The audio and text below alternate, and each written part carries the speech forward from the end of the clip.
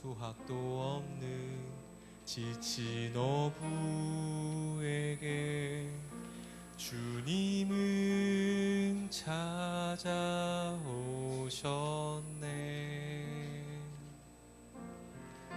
깊은 바다로 너는 나아가 그물을 던져라. 그 음성에 순종했네.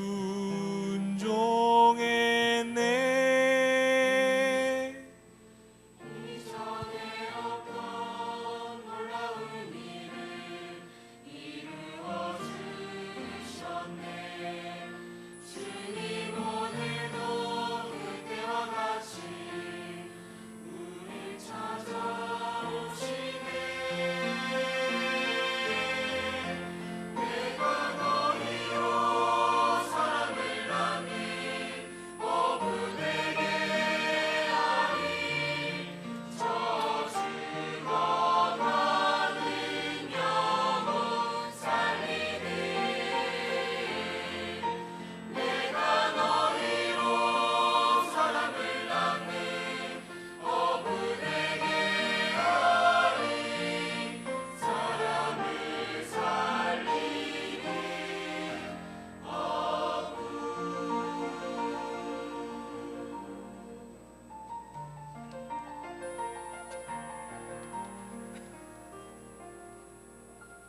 주님 오늘도 말씀하시네.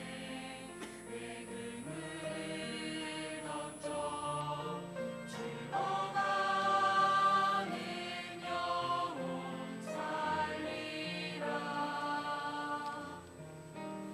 보잘것없는 내게 주시는 그 음성은 내 음성에 순종하리.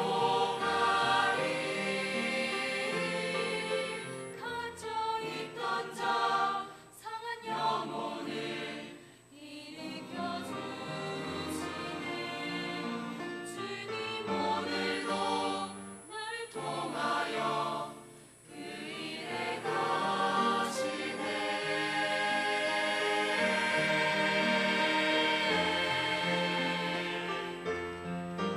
내가 너희로 사랑을 나눈 어부에게 하리. 저 죽어가는 영혼 살리네. 내가 너희로 사랑을 나눈 어부에게 하리.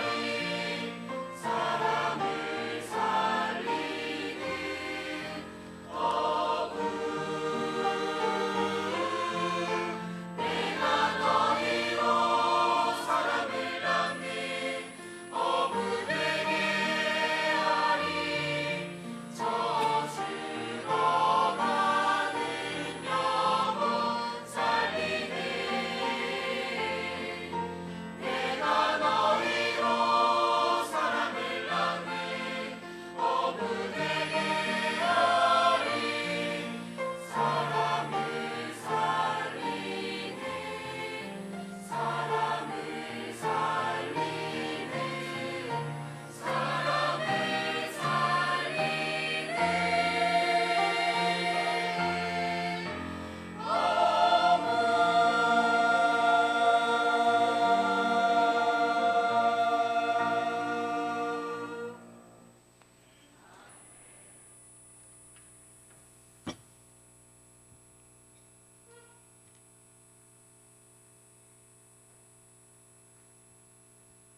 이스라엘아, 너희는 행복자여다 하는 그 말씀이 우리 퇴계원 교회 성도들이여, 그대는 행복자여다. 이 말이 여러분 실감이 좀 덜 날 겁니다.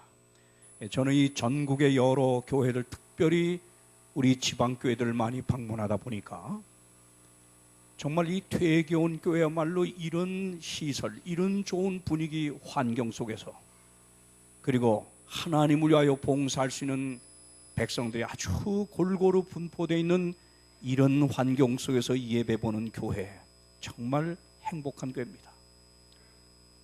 오늘 아침 일찍부터 제가 이 교회에 돌아가는 모든 예배 순서를 제가 안식일학교부터 다 눈여겨 살펴봤는데 정말 아주 물 흐르듯이 이 교회 모든 이 순서들이 질서 있게 잘 진행되는 이 모습을 볼 때 정말 행복한 교회에서 여러분은 예배를 드리고 있다고 믿습니다.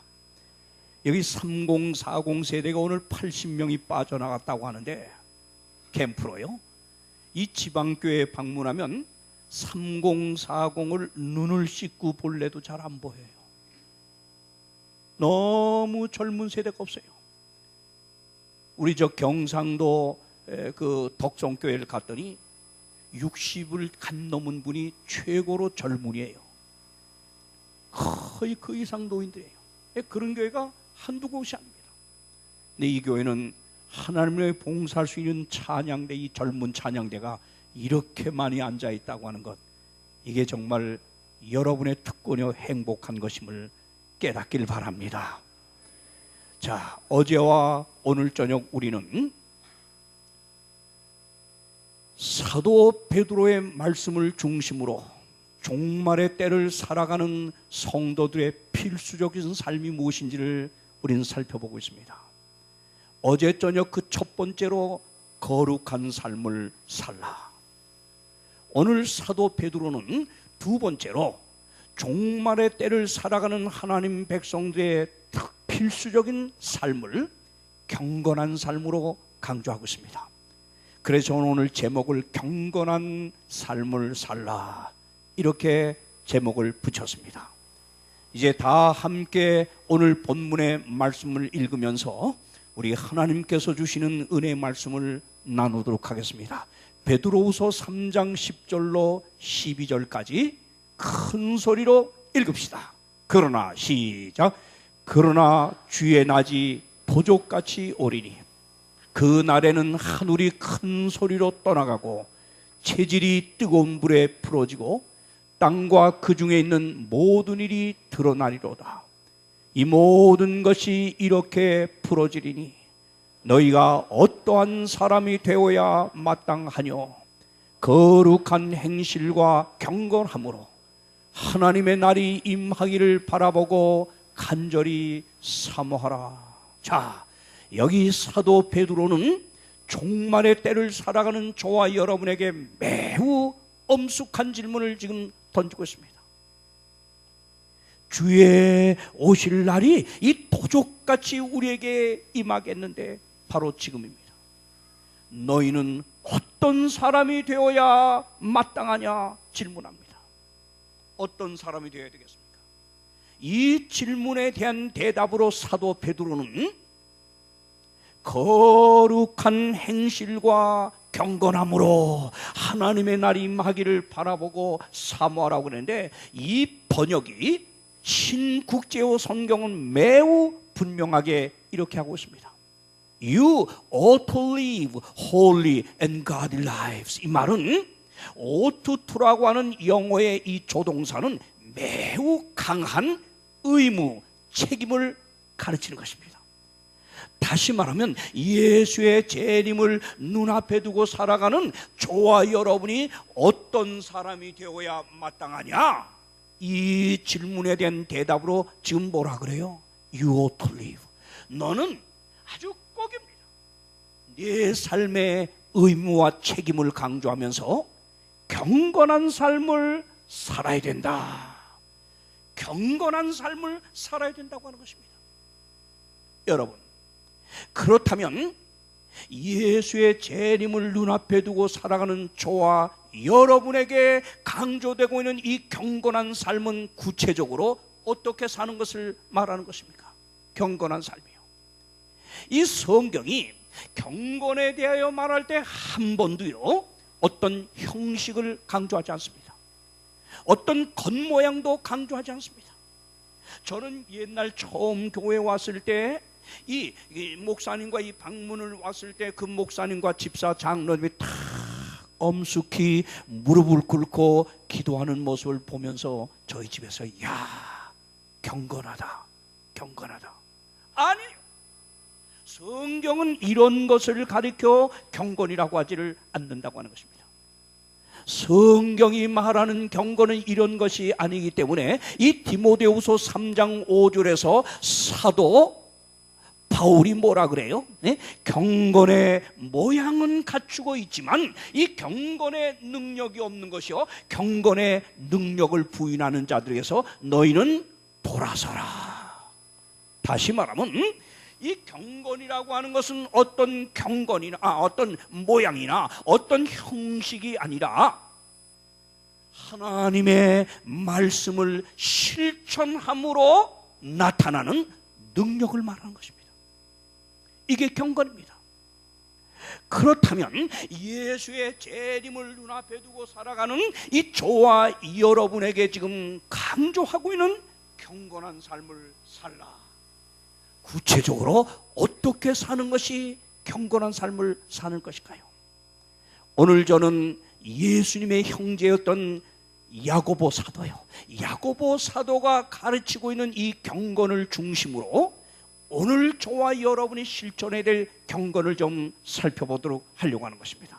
자, 여기 야고보 1장 26절 27절에서 야고보 사도는 참된 경건이 무엇임을 이렇게 정의해 줍니다. 누구든지, 읽읍시다. 시작. 누구든지 스스로 경건하다 생각하며 자기 혀를 제갈 먹이지 아니하고 자기 마음을 속이려면 이 사람은 경건은 헛것이요. 그 다음 노란 글씨 주목해 주세요. 시작. 하나님 아버지 앞에서 정결하고 더러움이 없는 경건은 곧 고아와 과부를 그 환난 중에 돌아보고 또 자기를 지켜 세속에 물들지 아니하는 이것이라. 자, 여기 바로 사도 야고보가 더러움이 없는 참된 경건을 지금 뭐라고 말해요? 뭐라고 말해요? 고아와 과부를 환난 중에서 돌아보는 것이라세요. 왜 유독 고아와 과부입니까? 여러분, 요즘에 같아서는 이 고아들이 잘 대접받, 워낙 시설이 좋아서 고아들이 그렇게 우리의 손을 필요로 안 할 정도로 대접을 잘 받아요. 우리나라에서는. 또 과부도 남편이 재산을 참 많이 남겨놓고 돌아가게 되면 이 멋지게 사는 과부들 많아요. 그런데 왜 성경은 불쌍한 고아와 과부를 유독 강조하고 있는가? 2000년 전 야고보 당시에 제일 비참한 사람의 두 대표적인 계급이 고아와 과부였습니다. 왜? 그 당시에는 고아 시설이 없기 때문에 고아가 된다고 하는 건 곧 아무에게 돌봄을 받지 못하고 죽음을 의미했습니다. 또 왜 과부가 강조되고 있느냐? 그 당시 남편을 잃고 과부가 되면 이 사회적 권리가 완전히 바뀌어요. 그래서 과부된 사람은 동령하고 이 빌면서 살 길밖에는 아무것도 없었어요. 그래서 여기 성경에 불쌍한 사람의 이 계급을 고아와 과부로 지금 말하고 있는데, 다시 말하면 참된 경건이라고 하는 것은요, 우리 주변에 불쌍하게 살아가는 사람들, 나의 도움을 필요로 하는 사람들을 외면하지 않는 거라는 거예요. 이들을 돌아보고 이들을 향하여 우리의 사랑의 손길을 펼칠 때, 이걸 실천할 때 이것이 참된 경건이다, 이렇게 강조하는 것입니다. 만약에 설교로 남을 도우라, 이웃을 사랑하라, 이런 말을 잘하고 설교도 잘하고 할지라도 정말 도움이 필요되는 이웃을 외면하는 설교자, 목사라면, 장로라면, 집사라면 그 사람은 경건치 않다고 하는 것입니다. 자, 그러면 여러분, 예수의 재림을 눈앞에 두고 살아가는 저와 여러분의 삶의 의무요 책임인 이 경건이요, 사랑의 실천이 왜 이렇게 강조되고 있을까요? 왜요? 자, 왜 하나님께서는 종말의 때를 살아가는 우리에게 참 경건한 삶, 사랑을 실천하라고 지금 강조하고 있을까요? 첫 번째입니다. 그 이유는 이 경건한 삶, 사랑의 실천만이 사람을 변화시키는 하나님의 능력으로 역사하기 때문입니다. 여러분, 이 사랑 외에는 죄로 인하여 타락한 굳은 인간의 심령을 절대 열 수가 없는 겁니다. 교리로, 우리의 가르치는 논리로서 사람을 변화시킨다? 그거는 머리에 옳고 그런 걸 깨우칠 뿐입니다. 타락한 인간의 돌 같은 이 가슴을 열게 하는 것은 오직 사랑 외에는 없습니다. 여러분, 이 사랑의 실천을 하나님이 이렇게 우리에게 강조하는 이유가 뭐냐? 이 사랑은 기적을 낳아요. 기적을 낳아요. 네? 기적을 낳아요. 제가 2010년에 조기 은퇴를 하고요, 동두천으로 이사를 갔습니다. 그때 형편이 그랬습니다. 정말 마땅히 살 집도 없고 그래서 아파트 월세를 월세 아파트 집을 가서 이제 살게 되는데, 그 1년을 사는 그 동안에 이 동두천 국제교회를 갔는데, 이 교회는 땅도 없고 건물도 없고 그 설윤섭 장로라고 하는 수옥장로님의 이 6층 빌딩 5층에서 예배를 보는 교회였습니다. 근데 이런 교회는 거의 10중 8구 세월이 지나면 증발됩니다. 사라집니다. 없어집니다. 제가 경험을 해봤습니다. 그래서 오시는 젊은 목사들에게 꼭 땅을 빨리 사도록 하라, 사도록 하라. 합회장을 했던 저로서 애타게 이 젊은 목사들을 지도했는데, 이 젊은 목사님들이 애를 써보지만 그 교회 수석장로였던 건물주, 그분은 부자입니다. 이분이 다 간증을 했기 때문에 제가 이름도 밝히고 말하는 겁니다. 이분이 부자였지만 교회 땅 사는 땅 한 평을 사는데 꼼짝도 안 하는 겁니다. 그러니까 젊은 목사들이 힘을 못 쓰고 1년, 2년, 3년 계속 해를 거듭하는 겁니다. 저도 기도만 했습니다. 하나님, 이 교회 변화가 일어나게 좀 해주십시오. 근데 여러분, 사랑은 기적을 낳아.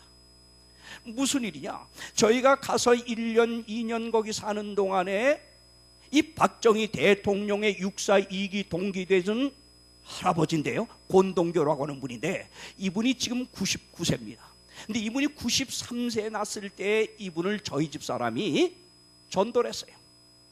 전도를 했는데, 이 전도한다고 하고 보니까 이분이 혼자 사는 독거노인, 아주 외롭고 쓸쓸하게 살아가요. 거기다 시각장애인이라 누군가 돌봐주지 않으면 오고 가고 할 수가 없어요. 1급 시각장애예요. 그래서 제가 저희 집 사람에게, 여보, 분명히 이분을 전도한 것은 이분을 우리에게 돌보라고 한 거니 꼭 이분을 잘 사랑으로 돌봅시다. 그게 사실 저는 말만 했지 저는 실지 못하고 우리 사람이 거의 그분을 교회로 모셔가고 집에 찾아가 청소를 해주고 밥을 또 줘주고 여러 가지 사랑을 나름대로 쏟기를 얼마나 했냐? 5년을 했습니다. 5년 했습니다. 우리 집에 계신 95세 난 시아버지도 돌보고 이 아버지를 돌보는데, 우리 집사람이 이 사람을 그렇게 사랑을 쏟아서 돌보고 저도 좀 거두기를 했습니다만, 그런데 말이에요, 5년 만에 놀라운 사랑이 기적을 낳았어. 뭐냐? 이 노인 할아버지 권동규 아버님이 하루는 이래요. 장준효 홍명관이가 우리에게 이렇게 나에게 사랑을 쏟아줬기에, 이 자식처럼 이렇게 사랑을 쏟아주니 내가 교회에 감사해서 감사헌금 좀 내야 되겠다. 목사님하고 수석장로를 오라는 거예요. 그래서 설윤섭 장로님하고 그때 이성진 목사 이 두 분이 갔어요. 자기가 받은 사랑의 감동을 이제 자기가 보답하고자 이 표시를 하는데, 이 감사 헌금 봉투를 내놓는데 봉투가 몇 개냐? 20개야. 그런데 한 봉투에 얼마가 들었냐? 5만 원권 20장씩 들었어. 그럼 전부 얼마야? 계산이 안 나와요? 2천만 원이야. 2천만 원을 감사 헌금으로 단숨에 그 자리에서 내놓는데, 이분이 이 주머니에 있던 쌈지던 여러에 모은 돈을 다 내놓는 거예요. 사랑에 감동이 돼서. 그런데 이거보다 더 기적이 뭐냐? 이 돈을 받아들던 설윤섭 장로가 그 순간 마음에 채워졌던 모든 이기심 덩어리가 한순간에 깨어지면서 이분이 이렇게 눈물을 팍 흘리더니, 야, 이렇게 홀로 사는 독거노인이 이렇게 주머니 돈 쌈짓돈 모은 거 다 하나님 앞에 감사함으로 헌금으로 내는데 나는 뭐냐 이게. 난 지금까지 내 재산 모으는 데만 급급하고 빌딩만 늘려가는데 급급했던 나 정말 부끄럽습니다. 내가 이 권동교 아버님의 헌신에 따라서 나도 이제 헌신을 하겠습니다 하면서 이분이 뭐라 그래요? 교회 지을 땅을 삽시다. 요 2천만 원을 씨앗 씨앗으로 해가지고 우리 헌금해서 교회 삽시다. 근데 그 교회가 아무리 헌금해도 한 4, 50명밖에 안 되는 교회가 다 가난해요. 이 한 가정 빼놓고는 다 가난 어려워요. 근데 이 장로님이 앞장서면서 땅을 구입을 하고, 잘 들으세요. 2년이 지나 이제 교회 건축을 안 하면 법인세 이제 취득세를 내야 되니까 이 장로님이, 야, 이 몇천만 원 취득세 낼 바에는 우리 또 한 번 헌신해서 교회를 집시다. 아주 속성과로 이루어졌어요. 그래가지고 이 작년에 헌금을 해가지고 교회를 건축을 시작한데 놀라지 마십시오.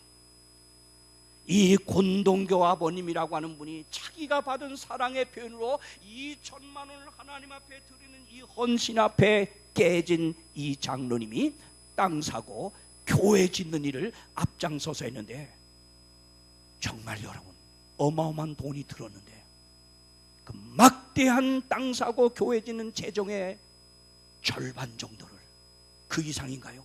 이 장로님이 다 감당했습니다. 아멘 아닙니까? 지금 교회가 완공을 다 이뤘고 이제 곧 이 헌당을 직접 하기 위해서 지금 준비를 하고 있는데, 참 저는 그래요. 이 사랑, 우리가 작은 사랑 하나 실천할 때 이 사랑이라고 하는 것은 기적을 낳는 거다. 기적을 낳는 거다.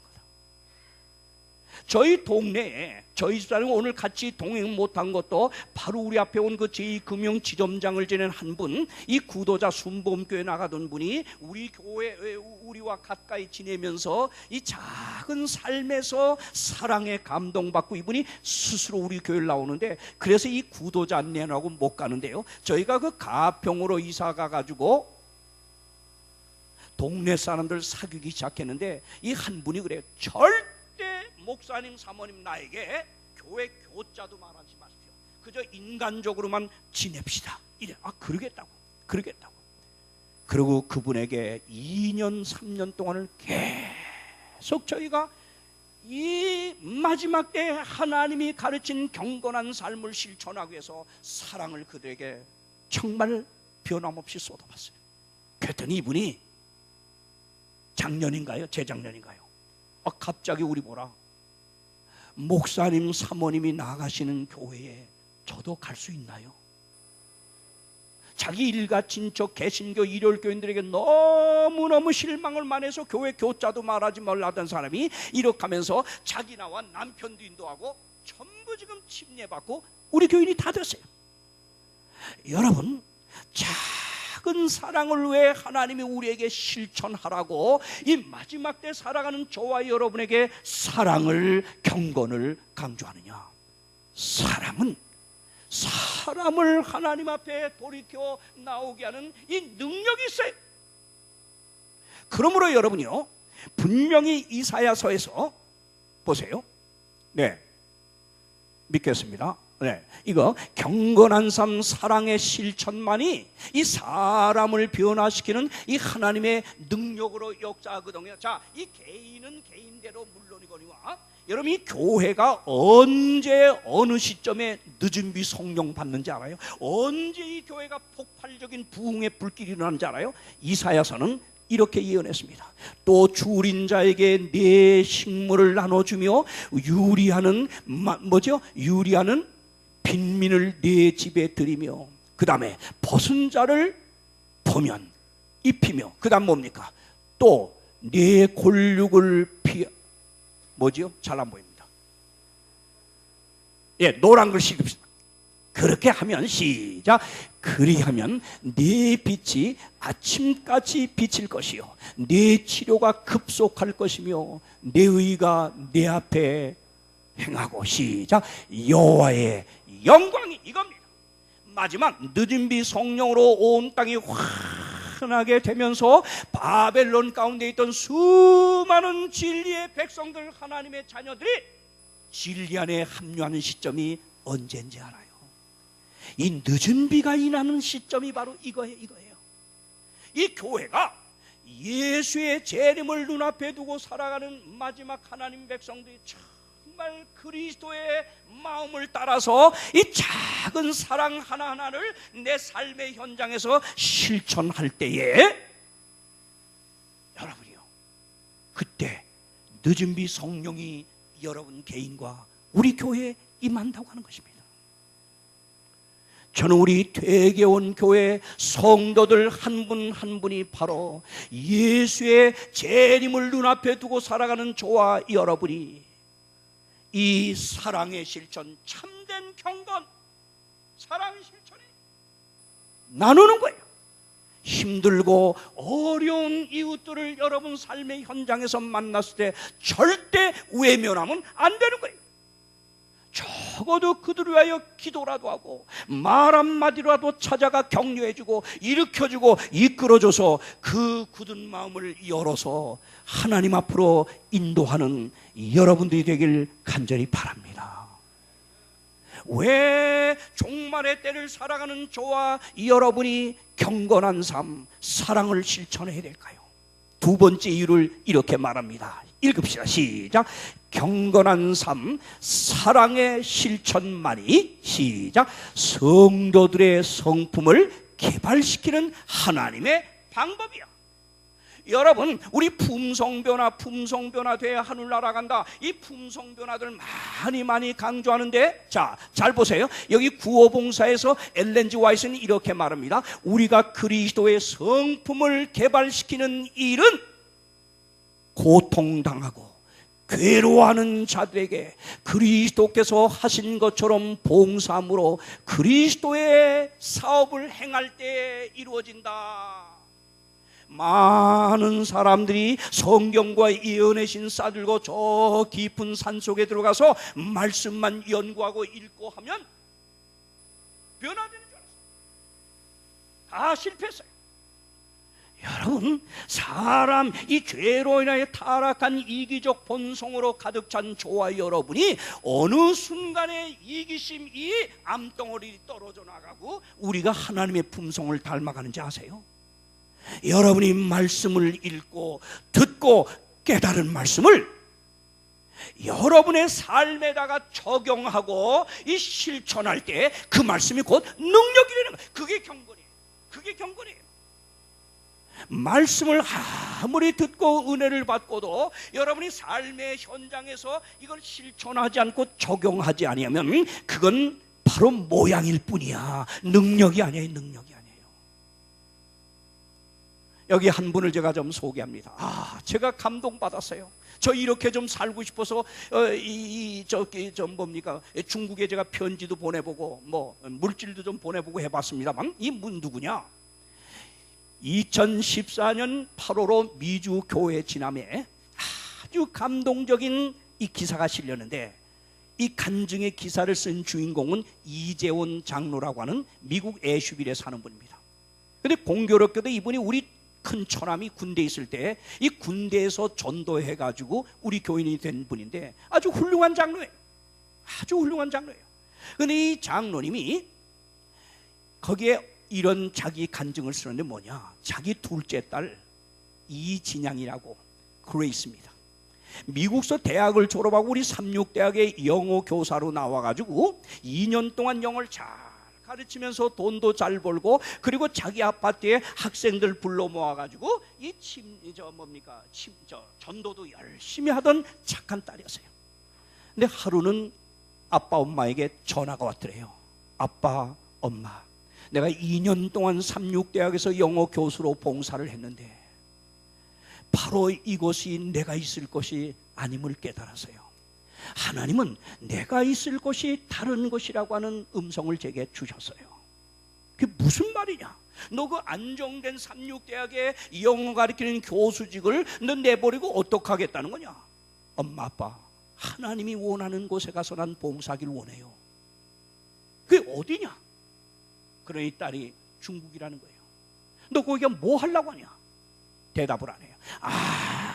아무리 전화를 들고 이 아버지 이장로가 설득시켜보지만 이 딸이 설득을 당하지 않았어요. 그러고는 학기를 정리하고 이제 중국으로 떠났습니다.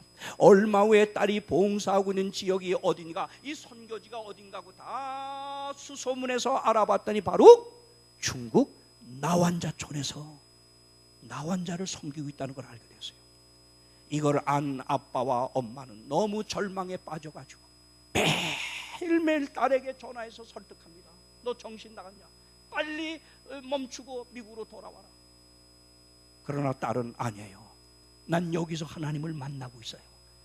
내가 과거에 경험하지 못한 하나님, 이 나환자들을 봉사하면서 나는 진짜 하나님을 여기서 경험하고 있어요. 그때 놀란 아버지가 미국의 일을 잠시 정리하고 중국으로 갔어요. 딸을 데리러 설득시켜 딸을 끌고 오려고 갔어요. 이 나환자를 촌을 찾아서 들어서는 순간 이 장로님의 고백입니다. 아주 무섭기까지 했대요. 아주 무섭고 두렵더래요. 그 모습들을 보는데. 그런데 자기는 무서워 두려워서 도무지 어찌할 줄 모르는데 거기서 봉사하는 사람과 특별히 자기 딸을 봤더니 이 르빠빠라고 하는 이 중국인 이 나환자, 아주 흉악하게 생긴 막 고름이 절절절절 흐르고 피고름이 흐르는 냄새나는 사람을 그렇게 온갖 정성과 사랑으로 닦아주며 그를 위해서 봉사하고 있더라는 거예요. 이걸 보던 아버지 이재원 장로가 자기 삶을 가득히 채우고 있는 이기적인 존재였던 자기를 그때 거기서 깨달았대. 난 빛 좋은 개 살고 좋은 장로란 말만 들었지 나는 그리스도인이 아니었구나. 나는 이기적인 존재였구나. 그래서 딸의 봉사와 다른 사람들의 봉사를 보고 결단을 내려서 손을 걷어붙이고, 그래, 진짜 삶의 실천 봉사를 통해서 우리 딸이 하나님을 봤더니 나도 하나님을 경험해야 되겠다. 손 걷어붙이고 그가 나환자들을 용기를 갖고 돌보기 시작했더니 1명, 2명 나환자들을 돌보다 보니까 이게 점점 기쁨과 행복이 자기 가슴에 쌓이더라는 거예요. 그러면서 이 장로님 마지막 고백을 했어요. 진정한 내 삶의 품성의 변화, 이기적으로 가득 찬 내 모습을 제대로 보지 못한 나를 볼 수 있게 해준 것은 역시 예수님의 방법을 따라 나를 희생하며 사랑을 경험하고 사랑을 실천할 때 바로 하나님을 바르게 볼 수 있다는 걸 깨달았습니다. 여러분, 허울 좋은 그리스도인이라는 이름만 달고 살지 말길 바랍니다. 여러분이 정말 하나님을 만나고 이 거룩하신 하나님 만나고 사랑의 하나님 만나 영원히 사는 하늘 천국에서 살려면 이 땅에서부터 바로 사랑으로 이루어진 하늘나라의 원리를 따라 사랑을 먼저 실천할 수 있는 사람이 이 땅에서 돼야 합니다. 여러분이요, 여기 보세요. 엘렌 G 화이트 여사는 이렇게 말합니다. 자기 사랑과 사역을 죽여야 한다, 이기시며 자기 희생의 법칙은 자기 보존의 법칙이다. 주는 것이 사는 것이다. 하나님과 사람에게 봉사하는 일에 아낌없이 바친 생명은 뭐요?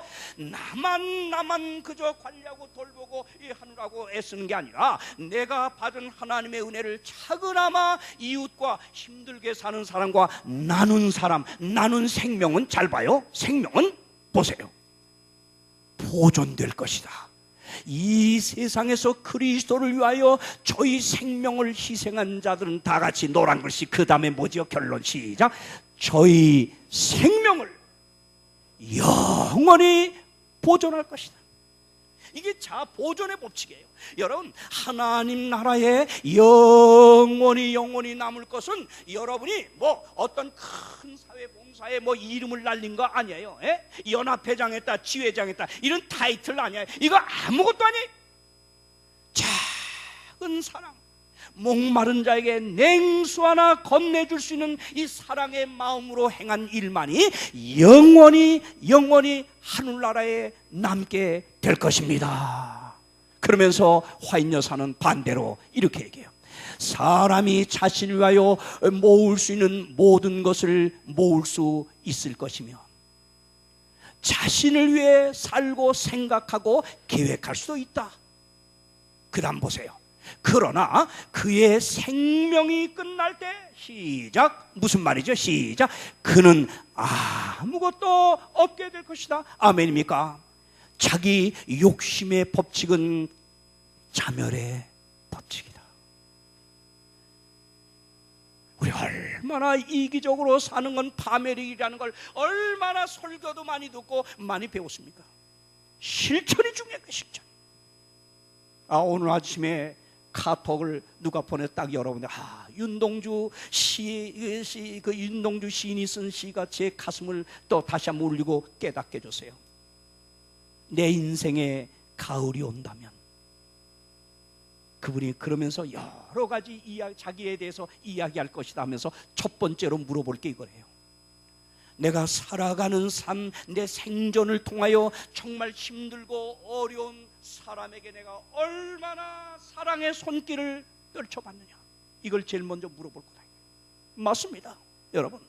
정말 우리가 살아가면서 우리 삶의 현장에서 정말 힘들고 어렵게 살아가는 이웃을 보고도 외면한다면 이건 경건한 신자가 아니야. 이건 바로 모양만 갖춘 가짜야, 가짜.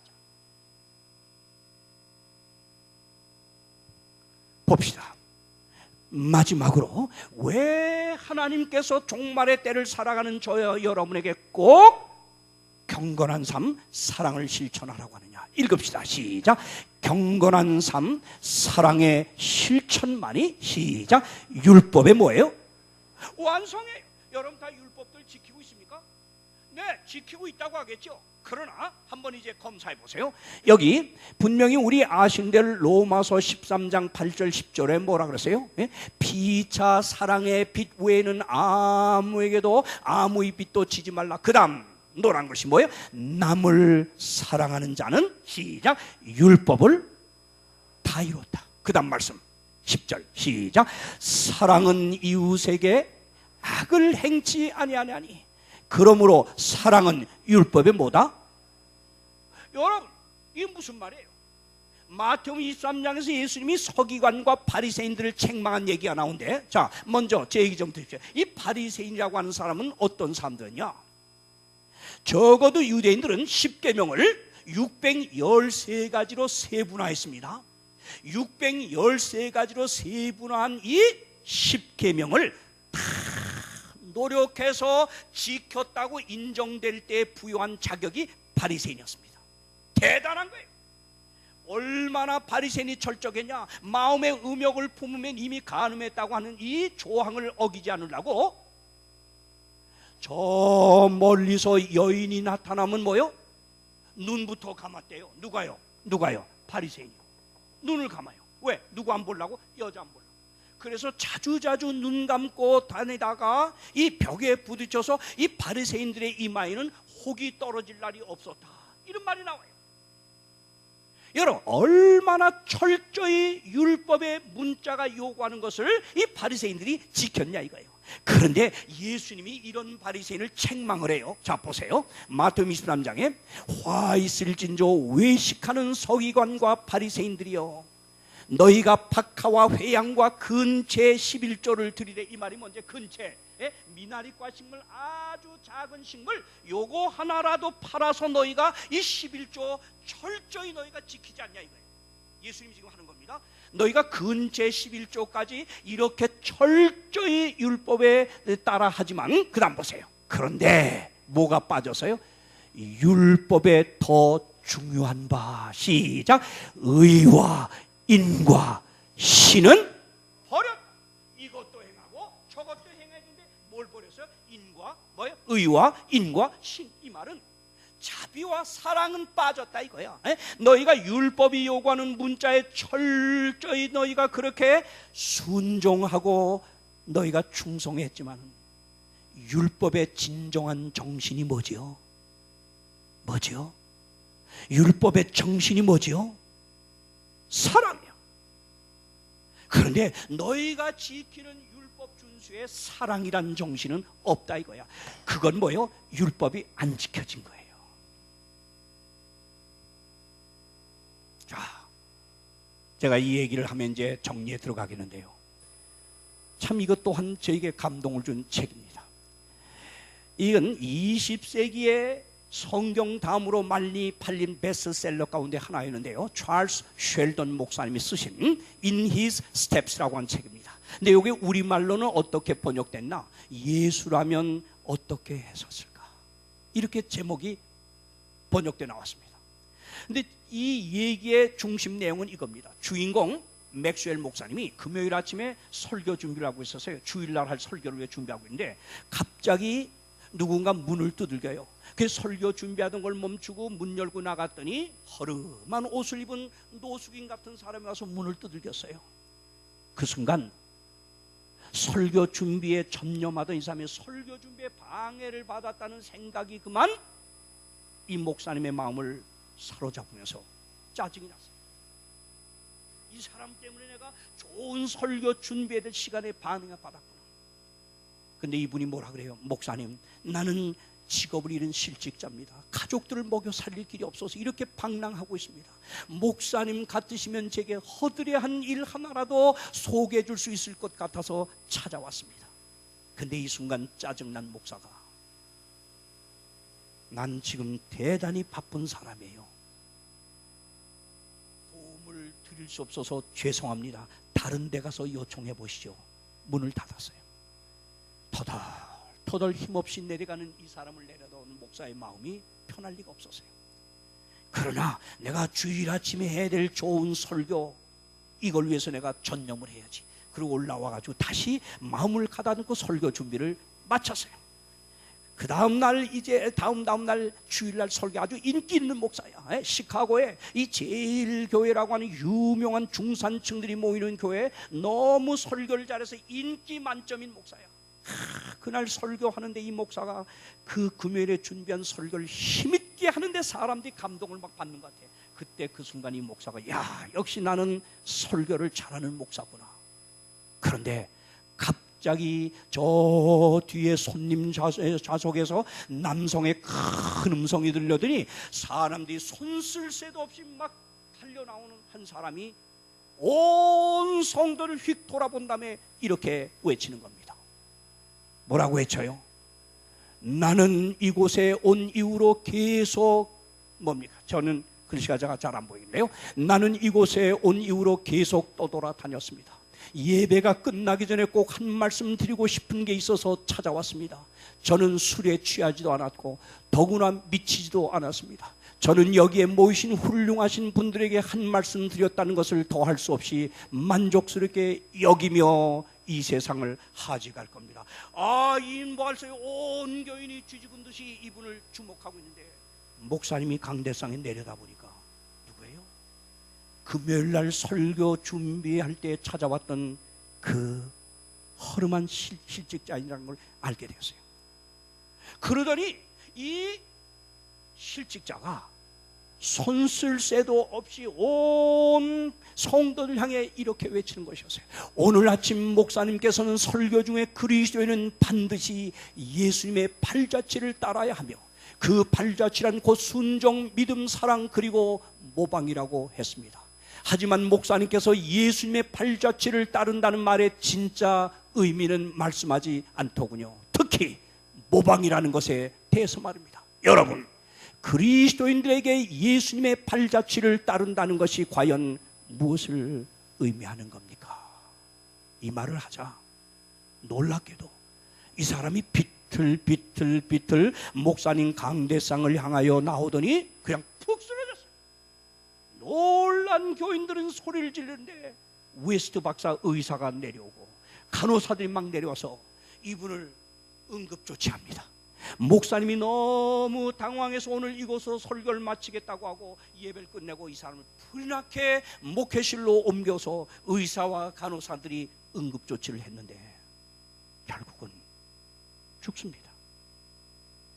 이 일을 경험한 목사가 큰 충격에 빠졌습니다.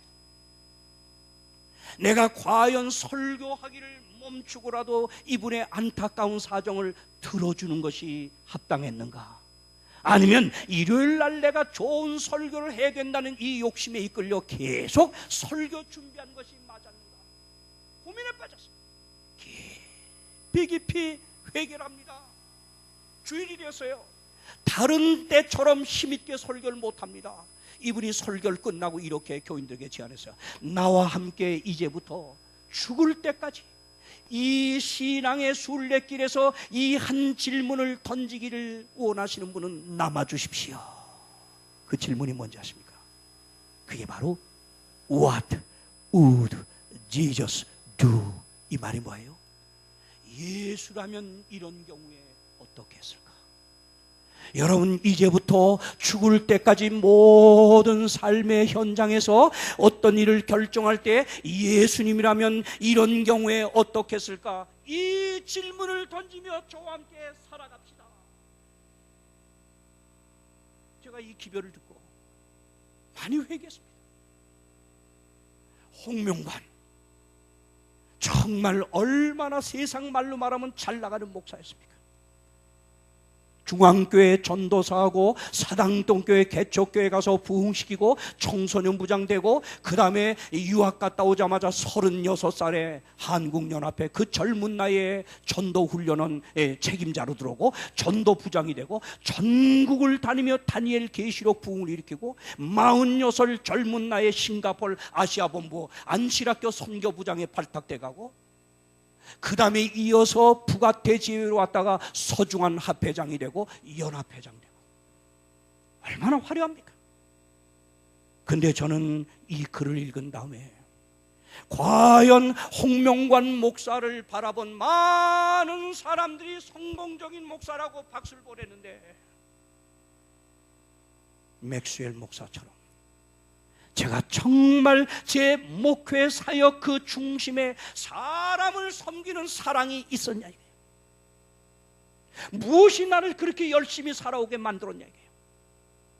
내 목표, 성공 지향적이었느냐, 인기 지향적이었느냐, 업적을 위해서 내가 뛰었느냐, 이걸 제 스스로 하나님이 묻게 만들었어요. 여러 부분에서 저는 사람을 섬기는 사랑이라고 하는 동기로 목회했다기보다는 많은 부분에 인기지향적, 목표지향적, 성공지향적인 마음이 저를 이끄는 동기였음을 깨달았습니다. 제가 회개하지 않을 수가 없습니다. 내가 이렇게 살다가 하나님 앞에 마지막 서는 날 과연 어떤 모습으로 설까? 근데 또 성경을 공부하다 뭘 깨달았냐? 이걸 깨달았어요. 아주 놀라운 걸 깨달았어요. 뭘 깨달았는지 아십니까?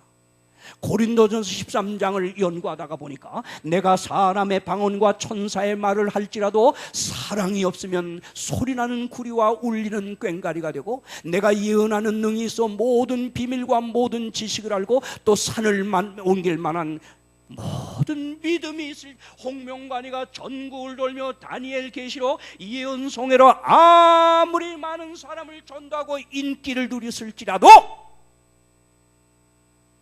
사랑이 없으면 제가 한 모든 일이 I am nothing. 영어 성경 그렇게 나와요. 그 말이 뭔지 알아요? I am nothing. 제로야. 다시 말하면 아무리 인간들이 인정하고 박수를 쳐줄자도 내 신앙생활의 중심, 이 목회 사역의 중심이 사랑이 아니고 내 인기와 내 영광을 위하여 한 것이었다면 하나님 앞에 마지막 설 때 제 인생 계정에 남는 밸런스가 차감 잔액이 빵 제로예요. 이걸 깨달았어요. 정신이 퍼뜩 들었어요. 저는 그때 만 60 은퇴, 조기 은퇴한 다음에 이제부터 지금까지 살아온 내 삶의 방식과 이젠 다른 삶을 살아야 된다. 이제 언제 죽을지 모르지만 하나님 앞에 내가 설 때 이제부터 사는 삶을 하나님 앞에 내가 가서 계산 받아야 되겠다. 그래서 제가 고백합니다. 저희 재산은 아버지가 남긴 재산이 제 이름으로 했던 집이든 모든 것은 우리 11조 받아 성공한 우리 두 자녀에게 절대 일어나. 왜? 스스로 이들은 11조 받아 공부해서 다 의사 됐으니까 너희에게는 이 엄마 아빠 할아버지가 남긴 재산 1원 하나 갈 것은 있다. 왜? 이건 다 하나님의 거다. 이제 하나님께 다 돌아갈 거다. 그래서 저희는 가족회의에서 이 모든 것은 다 교육사업에 전부 드리고 그랬어요. 그 다음에 정말 내가 이제 살아갈 남은 생에 이 진정한 경건한 삶을 살라 그랬는데 이 사랑의 실천이라. 근데 그동안은 내가 돌이켜보니까 연합회장 합회장 때 여기저기 대접받고 누가 봉투 쑤셔 넣어주고 교회가 가서 주고 하면 전부 나였습니다. 내 필요를 채우는데 썼습니다. 이건 아니다. 하나님, 이제 제 삶을 바꾸겠습니다. 경건한 삶을 살라고 하셨지요. 제가 정말 사랑의 실천 경건 이제 남은 생에만 해도 하기를 원합니다. 그래서 뜻을 좀, 이 결심 안 하면 안 되는 거예요. 그래서 저는 부양료하고 또 그 다음에 뭐요? 국민연금, 이 뭐 최소 경비지만 여기다 우리 딸들이 해준 크레딧 카드로 모자라는 건 채워 쓰면 된 거야. 족한 거야. 여기다 4배 살찌우려고 모으고 또 모으고 싸우면 이건 죽을 사람이 아니, 이건 살 사람이 아니에요. 그래서 그 외의 모든 수입은 전부 제3의 수입 전부 가난한 자에게 다 돌리기로 결심을 하고 지난 9년 동안 매월 네팔 고아원 그 불쌍한 우리 소녀 아이들을 인도로 인신매매 팔려가는 아이들을 이걸 막기 위해서 거기가 고아들을 돌보고 돌보는 우리 목사를 관두고 간 김종훈 젊은 목사, 너무 훌륭한 목사예요. 전 본 적도 없었어요. 어릴 때 보고는 못 봤어요. 근데 이 목사가 너무 훌륭한 일을 한다고 하는 이걸 하나님이 저에게, 이게 참 분명히 하나님의 인도하신 것 같아요. 그에게 거기에 도와라. 그래서 제가요 1년 내내 전도회를 이렇게 국내외적으로 미국 뭐 한국 곳곳에 하고 집회를 하고 거의 하나씩도 빼지 않다 하다 보니까 이 교회 가서 집회하고 저에게 주는 교통비 사례금이 이게 상당히 많아요. 또 주례하고 또 개인들이 막 저에게 이쁘다고 주는 거, 이거 다 하니까 어마어마해. 11조 다 떼고는 전부입니다. 전부 제가 네팔에 매월 50만 원씩 매월 보내는 것과 함께 또 여기 가난한 자, 탈북자, 장애인 이걸 베푸는데 이 과거에 못 해본 걸 내가 이걸 깨닫고 이렇게 이걸 나누고 베풀고 실천하니까 하나님이 끊임없이 저에게 줘. 끊임없이 줘. 왜? 너무 청지기를 잘하니까 하나님이 이상한 방법으로 저에게 자꾸 줘요. 개인들도 막 줘요. 그러나 저하고 상관없어요. 근데 오늘 아침 손한근 장로님이 저에게 의를 지키고 아버님 좀 잘 가서 과일이라도 한번 대접하라고 저에게 사랑을 베풀었어요. 그건 제가 어쩔 수 없어. 손 장로님의 요청대로 우리 아버지를 제가 가서 잘 또 소개를 해. 손 장로님의 부탁이니까 해야죠. 이 손 장로님이 저구에 이런 과거부터 맺은 의리 때문에 언제나 우리 아버지를 걱정을 아들 저처럼 해줘요. 감사합니다, 손 장로님. 그런데 저는 그렇습니다. 정말 제가 과거에 그렇게 행치 못했던 일을 이 하나님께서 이 조기 은퇴 이후에 저를 깨우쳐서 나누고 베푸는 사랑의 실천이 뭔지를 경험하게 했는데 고백할까요? 제가요 생기는 대로 쪽쪽 모으고 저축할 때보다 지금 훨씬 제 삶이 윤택합니다. 좀 기름이 흐르지 않아요? 왜 이렇게 홍 목사 안 늙냐 그래요? 저 늙기 바랍니까? 여러분 왜 안 늙냐고 자꾸 제 금년 70인데 왜 이러냐? 여러분 남에게 나누고 베풀고 절대 마음에 어떤 사람도 부담을 되는 사람 가지면 안 됩니다. 원수가 있으면 안 됩니다. 안 됩니다. 하늘 갈 사람은 진정한 사랑은 모두와 화목할 수 있는 마음을 갖는 것입니다. 그리고 나누고 베풀고 사랑을 실천하는 삶을 통해서 제가 이 하나님의 행복을 경험하다 보니까 이 제 삶 자체가 아주 윤기가 나는 걸 제가 경험하겠어요. 사랑하는 여러분, 오늘 예수의 재림을 눈앞에 두고 살아가는 이 저와 여러분에게 오늘 하나님께서 아주 강권하며 명하시는 게 무엇입니까? 어떤 사람이 되어야 마땅하냐? 거룩한 사람이 되라는 겁니다. 거룩한 삶을 살라는 겁니다. 어제 저녁 배웠습니다. 두 번째는 경건한 삶을 살라고 하는 것입니다. 경건한 삶이 무엇입니까? 모양이 아닙니다. 형식이 아닙니다. 정말 도움이 필요되는 힘들게 어렵게 살아가는 이웃들과 사랑을 나눌 수 있는 실천, 이것이 곧 삶의 능력으로 나타나는 것이 진정한 경건한 삶이라고 오늘 성경과 예언의 지는 가르치고 있습니다. 아무쪼록 하나님의 명을 따라 경건한 삶, 사랑을 실천함으로 여러분이 과거에 경험하지 못한 하나님을 새롭게 경험하길 바랍니다. 그리고 곧 오실 예수 그리스도 사랑의 하나님을 만나셔야 될 여러분이 이 땅에서 먼저 사랑을 실천하는 사랑의 화신들이 되길 바라며 말씀을 마칩니다.